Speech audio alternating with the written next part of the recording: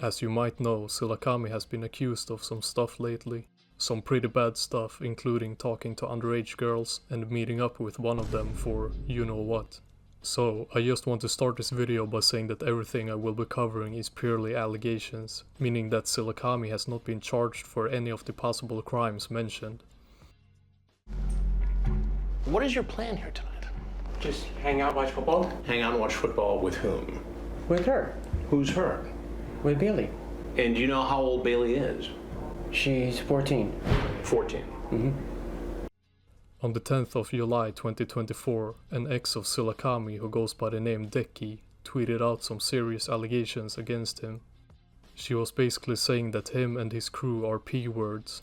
In the tweets, she also goes on to mention another girl's name, which is Sleazy Skis.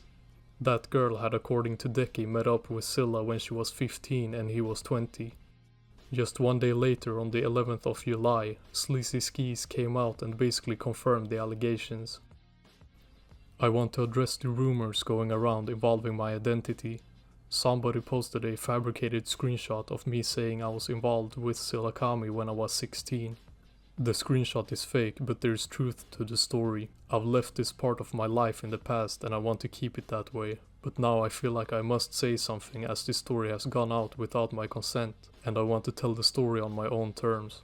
I was 14 when Zillakami first reached out to me via DM. He was fully aware of my age as I was honest about it. When we hung out the first time, nothing sexual happened, but he did give me shrooms. I was starting to have a bad trip and he sent me a car home. The second time we hung out I was 15. This time we engaged in sexual intercourse. I had a lot of respect for him as an artist back then, but after that time I didn't see him the same way. After that I didn't hear from him again until months later. When he messaged me again, I had just started talking to someone who is now my ex. He asked to hang out and I said that we could, but it wouldn't be like the last time because there was someone I was trying to be serious with. After I told him that, he stopped messaging me and we didn't talk ever again. One day I was looking through my DMs and I realized my messages with Zillakami disappeared.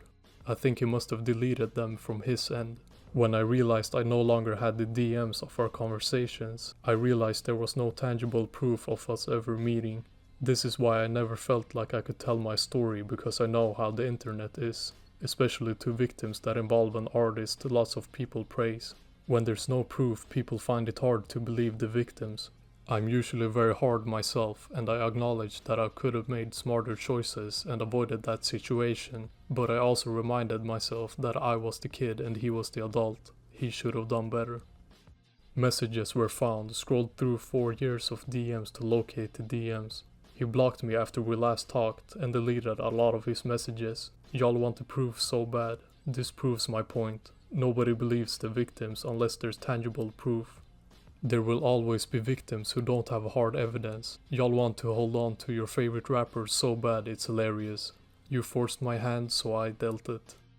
This girl also posted a screen recording of hers and Zilla's DMs, but there isn't a lot to see since he blocked her and deleted his side of the messages.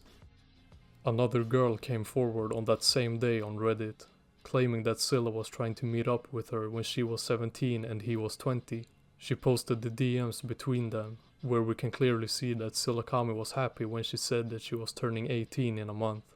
She also posted a picture of her driver license to prove her age. In my opinion, this isn't as weird as taking magic mushrooms with a 14-year-old, but it still gives some Drake vibes.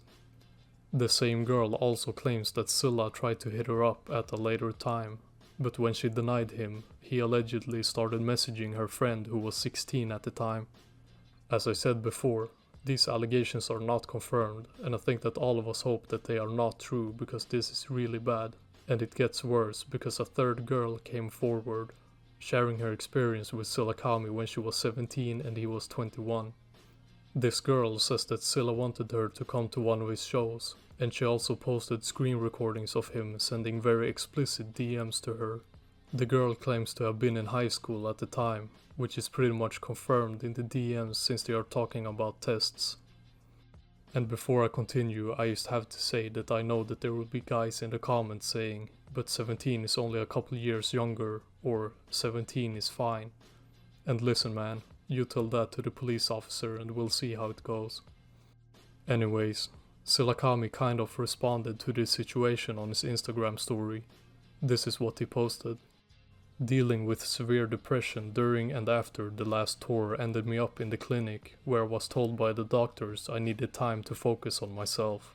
Something I've always put to the side while trying to make sure everyone around me was good, which had me mentally at my lowest. Dealing with a person that was around me, using me while knowing I was not able to comprehend their ulterior motives. They took advantage of me, being blind to what they tried to sell me as love, but it was only love until they no longer had access to me or the things I could provide for them.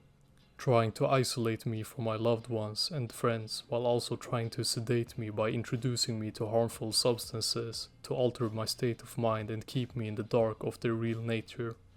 I'm not the first person to go through this, where when a person cannot get what they want from someone, they obsessively try to victimize themselves. But I will handle this professionally. Instead of taking it to the internet, my legal team will ensure any false defamation against me is taken care of.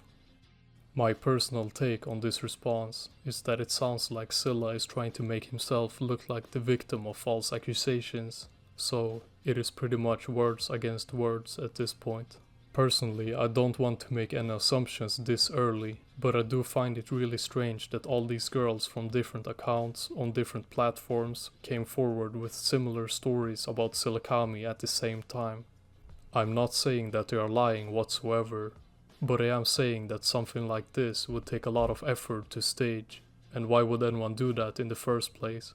Feel free to comment your opinion on this situation, and with that said, I'm out.